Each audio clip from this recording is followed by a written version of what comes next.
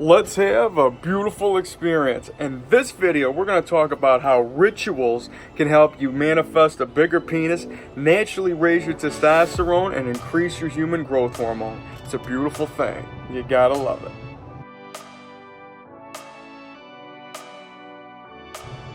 Alright, before we get started here, please do me a huge favor.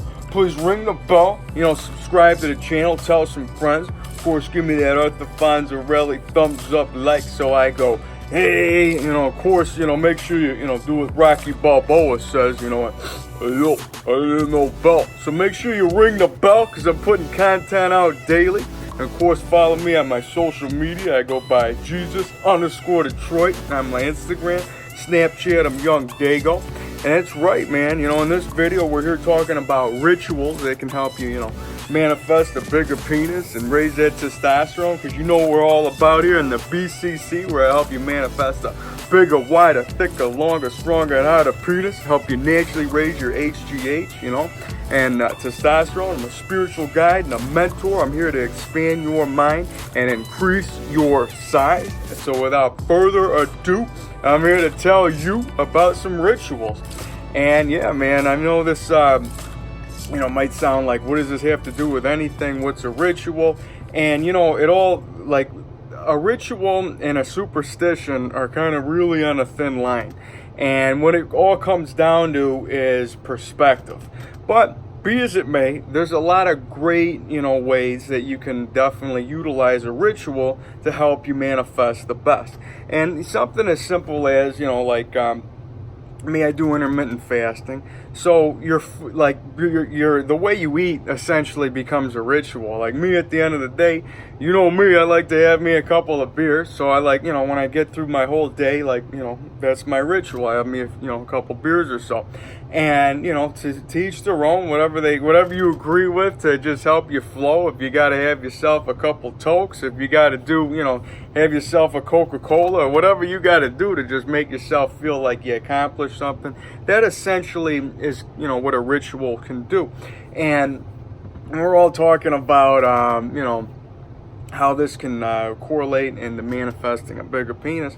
There's a lot of great ways, things that I like to teach in, hands-on in the BCC, like the masturbation for manifestation, the edging, the Kegels, and, more of the ways that I do it, because, these techniques have been out beyond me, man. They've been out there, penis growing, and this whole practice, this whole collective is going on beyond, man. Ever since anybody saw a piece of meat swinging between their thighs, they want that thing swinging to their knees, throbbing to the pecs, making you your best.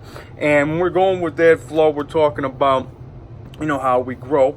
And one of the most simple ways that I like to start my day, and gratitude is definitely a ritual in itself, and that's definitely one of the ways that I like to start my day. So before my feet even hit the ground, we got to give thanks and go ahead and take this breath with me. I got a shot today. I feel beautiful, and that's what we're going with. I mean, these type of rituals are the ways that you can just kind of just launch off your day and get you off on the right foot to just keep you going and keep you growing. And that's what we're all about here, to keep you flowing, because, the flow is the grow. And if you got all these other things in your way, these things could, stop you from, manifesting who you are. And, essentially everybody's doing a ritual unbeknownst to you anyway. So you might as well put something into your life that can help you, more so. And like I said, man, some of this stuff can just sound like, all right, kind of like super. I got a cat that just rolled through my window, whatever. You know what I mean? I got a lot of animals in my house, and that's like me. I wake up, I'm like Ace Ventura. I got all these animals around me, and it's a beautiful thing. How you doing, cat? And that's kind of like my morning, my waking ritual. I got a lot of animals to say what's up to. How you doing? My cats see another couple cats, a couple Pekingeses that pop in here every now and then. I got my wolf and my bear sleeping over there. Now, be as it may, we're talking about how rituals can, they can seem like a superstition, or if they can seem like something that can help you. And you know, it's really just getting out of your way and doing that Wu Wei flow, that Tao practice, the path of least resistance. Because sometimes when you're going with a ritual, you can be creating an extra resistance that doesn't need to be there. And when you're talking about, like, you know, some people when they wake up in the morning, they don't want to like talk to anybody before they go and handle their business, because they feel that their energy can get taken away from by a person. And this, like, you know, that could be just all in your head, all perspective, whatever it may be. But like, to me, like, before I go to sleep, I find myself not wanting to talk to too many people before I go to bed, especially because like I get into that, you know, that sleep state where I get in that zone where I feel like, you know, you can pass out on the highway when you're driving or whatever. You know, like, that's the type of sleep that I intend on everybody to be able to get. And when you're on that highway, like, it doesn't matter who you're talking to. Like, when you're just like, you know, you're just driving down the road, you can have like 10 cups of coffee, a Red Bull. And I'm telling you, man, if you really gotta sleep, you gotta pull that car over and get yourself some slumber. You know what I mean? And that's the energy I like to have when I'm, you know, getting into bed. And of course, I got a couple ritual practices that I do before bed that I feel like I can share with you. And some of them that I do is I like to do the vacuums, because I, you know, like I say, like, I usually work out. And I get home, I have a big meal, have me a few beers, and I've been doing intermittent fasting for like the past year or so, and I'm finding my own ways with the flow of it, and it can really become it's a superstitious practice when you're really talking about all these hours in between when you ate. Like, does your body really know how many hours it is? Like, I feel like you can technically trick it if you really want to. Like, do you really know? Like, I remember sometimes I would go to bed, and like, if I have to wake up at a certain time, I don't like looking at a clock. And that could be a superstition. This could be a ritual for you. But I just find that if you can fool the mind, it's not going to know the difference. Like, you are the one that's essentially telling it time. And that's pretty deep, man, when you really look at it like that. Because when, like, there could be, of course, the sun rises, when you're at that zone, that would be it. Like, I remember, like, back in high school or whatever, I'd want to get home before the sunrise, because I didn't want to, it's like a vampire practice or something, because you feel like you can get better sleep in bed before the sun would rise. But, as I'm growing here, like, I find that I can grab energy at any given time, and I could definitely go to sleep at any given time. Like, there's no need, like, you got all these, like, gurus out there that are going to tell you, like, oh, yeah, the most successful people in the world, they get up at 4 a.m. and they get everything done before breakfast. And it's just like, teach their own. Some of us, we got to handle business at night, and that's all right. And we could still, see the light, and we find our flow as we go. And there's no wrong way to this. There's only your way. So if you find that you got to get your energy at night, then by all means you do it. If you feel like you got to wake up at 4 a.m., go ahead, 9, noon, whatever it is. It doesn't matter, because time is irrelevant anyways. It's all about what works with you. And like I said, we're talking here, me with the intermittent fasting and how I like to, end my day. Like, one of my rituals is, of course, to eat. And, like, the whole fasted cardio is definitely something that I was really into with, and then you read, there's like I said, there's a two-way street on everything that you do. So, like, if you look into, fasted cardio, they're going to say, yeah, it works. And then there's going to be ones that say, no, it's all in your head. So where do you stand is really all on you. And, like, when I see a lot of these, Instagram people and models and fellow bodybuilders and whatnot, and they'll be talking about, yeah, fasted cardio. And I'm just thinking, like, what's fasted to you? Like, because you're not stating how many hours you were fasted for. Like, what, you went to bed for 6 hours and you got to the gym and you didn't eat for 8 to 10? Like, because otherwise, I thought fasted was 15 hours.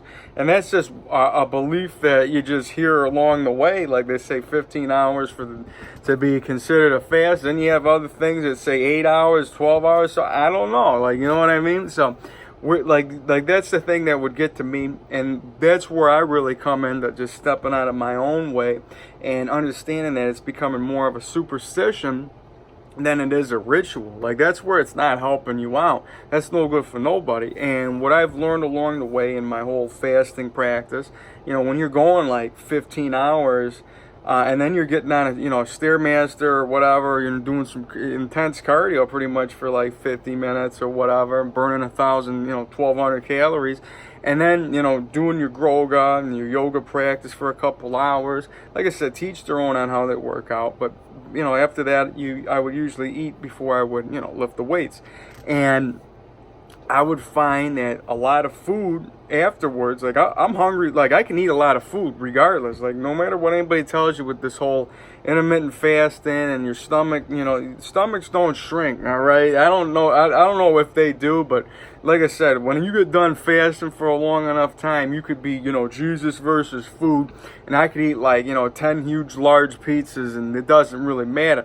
The only thing that I'm saying is like, your body can, like digest it. Like your body's just like, dude, we were in a fasted state for so long that it's in a detox zone that whatever you're putting in it it's too much, and it's just going to come out like mush. And that's why I was doing this 1, 2, 3 technique, where number 1, I eat it, see how I feel, and number 2, we check the deuce, and if it's coming out like, solid, it's beautiful. It's coming out like mush, it's got to go. And what I was finding out with my flow is, obviously I'm just detoxing way too long, and it's not allowing me to have time to, put the food in my system.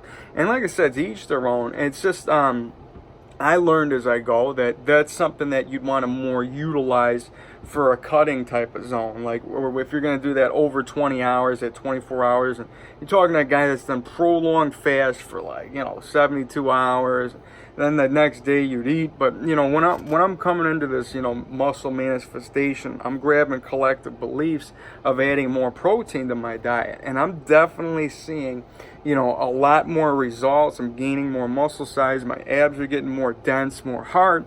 And this is all because I'm not only grabbing onto a belief that's there, I'm utilizing my own flow. And that's exactly what you got to do to grow, because there's no wrong way to this. Because some people, they can, if you want to eat every 3 hours, that's beautiful. You want to be able to do the 20 hours and get it in there, it's beautiful. Whatever works for you essentially is what you're going to do. So when I'm going with that whole flow and finding my own way, and we're going with, like I said, like eating like like the way that I've learned, I found it that I want to eat something before I get to the gym. I'm putting the hours in. I got to get something in my system, not just because I can't do it, because I get a great workout on no fuel whatsoever. It's not even that. It's not even the energy. It's just that I got to have food in my system so my body knows it's time to take in protein when I get out of the gym. Otherwise, it's like, dude, you're talking after 20 hours or 24 hours sometimes, you get a hardcore workout, and then you're going to start to just slam like, 1,500, 2,000 calories, like a whole bunch of, 150 grams of protein, 200 or whatever it may be. Your body can only take in so much at that time that it's just going to be like, you know what? It's going to just come out like mush. And that's something that I learned along the way. And I feel like, maybe it can help you out if you're doing the whole intermittent fasting practice. Just let it be known that, if you're going to be doing, like I find that if you're going to do that 20-hour plus, you might as well be in the zone for losing weight, because it's really going to definitely correlate with your diet a lot better. And because it's just going to work with you that the meal that you're going to have, you're not going to want to eat a lot of calories. And and like I say, like your body is so sensitive after going that many hours. Like eating a salad, definitely a no-go, because that's going to definitely make everything come out. Peanut butter was something for me that I found was no good. But as I'm going, like I find that I can eat peanut butter. I can still have Reese's peanut butter cups, and I could eat a few, I could have some peanut butter here and there, but I got to have my body acclimated to food before I even throw something like that in my system. But, meat and eggs and all that other stuff, it's beautiful, no problem. So that's something that we're coming to. But what we're talking about here is rituals. And like I said, like fasting's a ritual in itself. And going to what I do before I go to bed. Because like I say, man, like now you see where I'm at. I get like, I'm more or less doing like a 13 to 15 hour fast. and then I'll eat some protein before I go to the gym. And, you know, coffee with a banana is definitely a delight. It's definitely making things a lot better in my life just to add some food before I go, and that's just getting out of your own way. And that's what we're talking about with a ritual or a superstition, because the superstitious way would have been like, I gotta hit 15 hours, I gotta hit 20 hours, I gotta do the warrior diet. And when you're doing that, you're getting in your own way and you're creating resistance. So like I said, now I'm doing a lot better. I'm manifesting more muscle. I'm gaining more, more size, and that's what we're all about here in the BCC. You know, increasing that testosterone, making your muscles bigger, helping you burn that fat, gain that lean muscles, and make that bat huge, thick, and fat. You know what we're about here. So, anyways, what we're going with and what we're growing with is, the rituals that I like to do before I go to bed. Like I said, I'll have a big, I'm still eating a big meal before bed, but this way, with all the other stuffs along the way, I can actually enjoy it. And,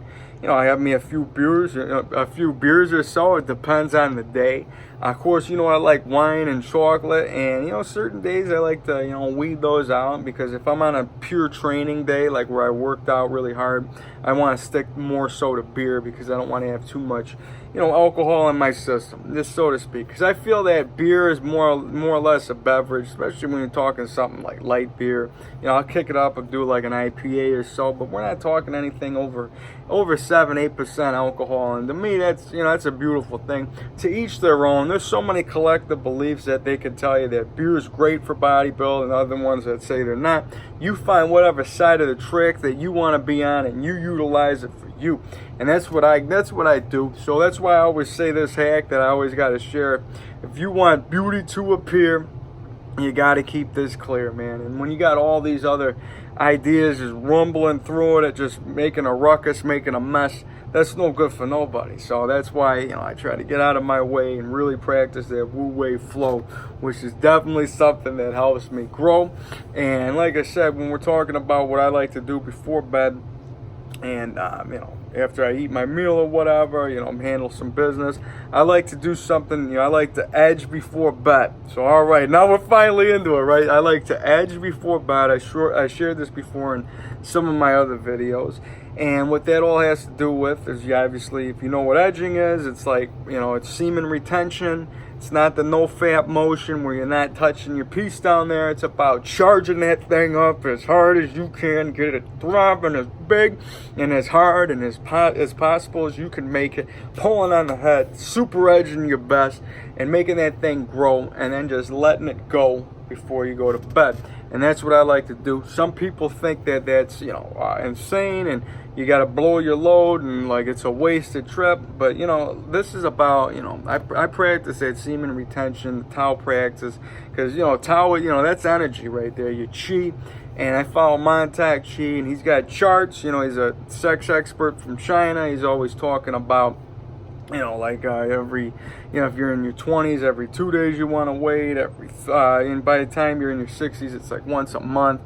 Me, I don't think two loads are created equal unless you are so in control of your body where it's that earthquake and body shaking, just have an explosion. If you're having that every time, then you can definitely take a break in between. But the way I look at it is you can always charge your chi after your load anyway. So if you have that huge ejaculation, you can stay back. Or if you're still hard, like I said, when you really charge your chi up and you're in the practice of edging, you're going to be able to blow a load and blow another load and blow another load and always grow. And that's what we're going with, man. That's the idea. That's the intention, to be able to be super virile, always dripping that pre-cum, be full of testosterone and human growth hormone, grabbing the divine, because the divine is inside.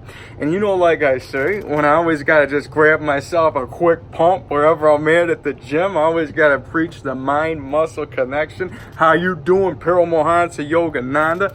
He's the one that wrote the autobiography of a yogi, and what he says is the mind is the wielder of muscle. So what is a diet? What is a fast? What does anything have to do with anything? Those are all collective beliefs that can help you achieve, and those are things that I always got to say throughout my day, like what collective belief can help me achieve. And the one that I know is the one that helps me grow, and what you're seeing right here is the mind muscle connection. Arnold Schwarzenegger, all the bodybuilders, they know about this. It doesn't matter about how much weight that you lift. It just matters about putting your mind into the muscle. And you know what I gotta say when I gotta get one last rep out, because it's the truth.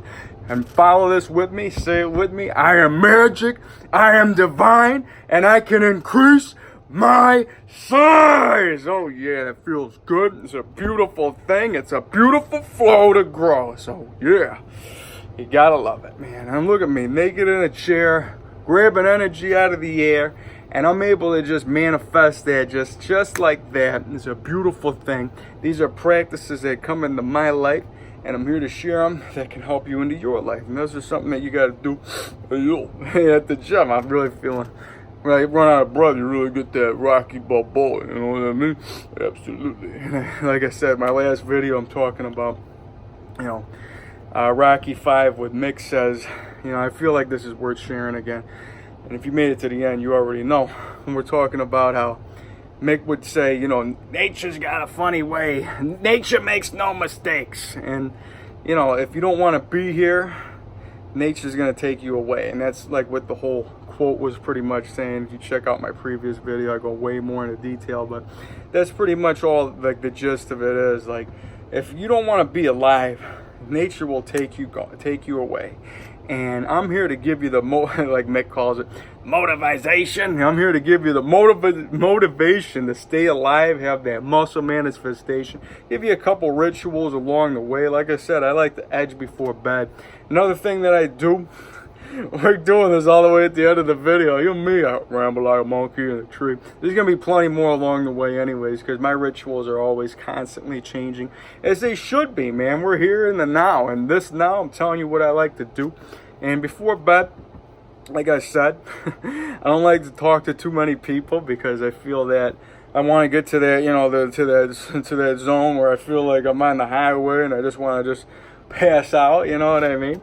And the one thing that I'll do before all that, of course, you gotta get ready, you gotta brush those teeth, man. That's definitely a ritual I believe in.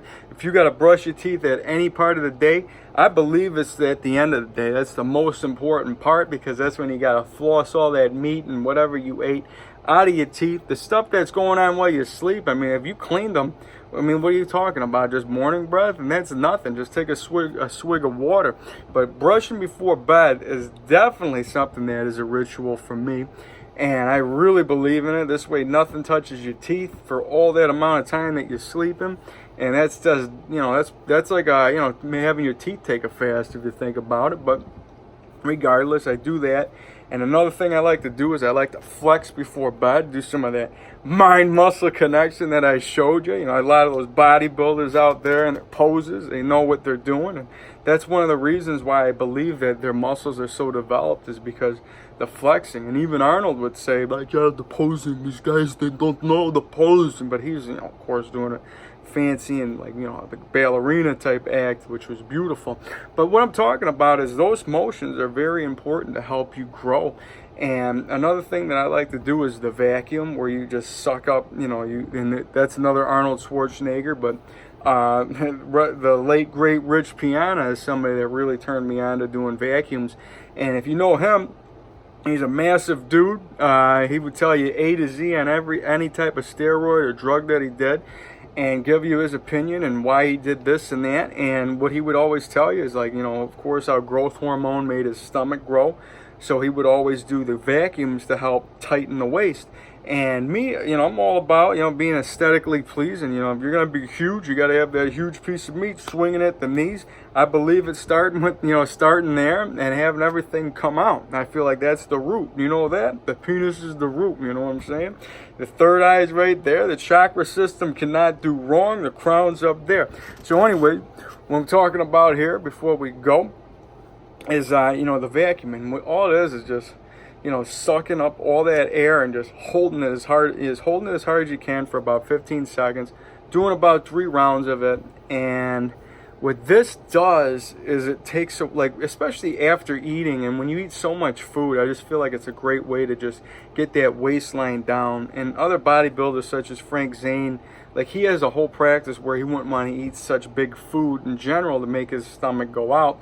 But, you know, like I said, like, I feel like a lot of this stuff is, you know, a ritual or a paranoid stereotype. But be as it may, you gotta listen to you listen to what works for people, and you can correlate your own way along the way. Anyways, so when you're talking about doing the vacuum, you just, you know,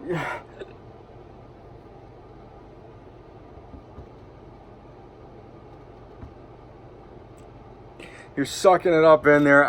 You know what I'm saying? You hold it for about 15 seconds. I'm not going to really do that, but it's just about sucking that waistline into your, you know, as hard as you can. And you want to be standing up to do it, but I just showed you a quick example because I feel like I got to share as much as I can, even when I'm in a chair.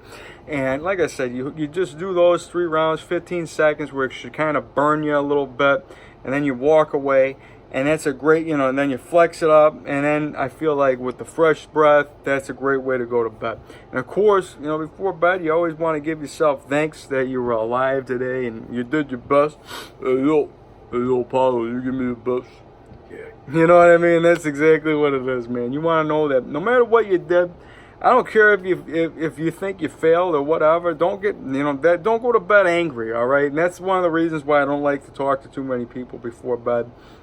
This way, everything's just a clear path. You can pet your animals. That's always beautiful for me. So, before bed, I always just like to just, you know, clear it up, flex it up. And I feel like, you know, the vacuums and the waist training is definitely something that can help, you know, especially after eating a big meal. Is that, you know, is it necessarily, you know, is it more of a superstition? I mean, whatever it is, I mean, I just believe that the collective beliefs around it with guys such as Rich Piana and Arnold and all these other people that talk about how, you know, bringing the waistline in is a beautiful thing. It works for me.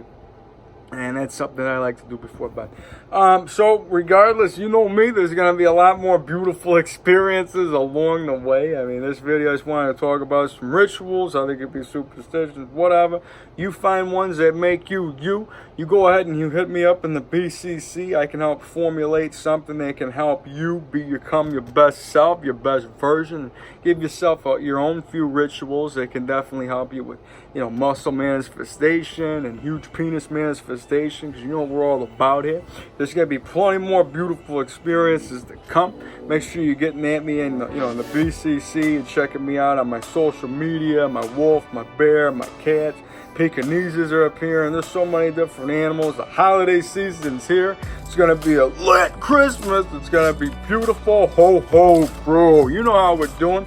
And of course, with that flow, like the Salvation Army, you see those red buckets, you put $1 in the bucket or a couple change or whatever, make sure you ring the bell. And I know if you made it this far, you did. No bell. So you know what? I love you guys.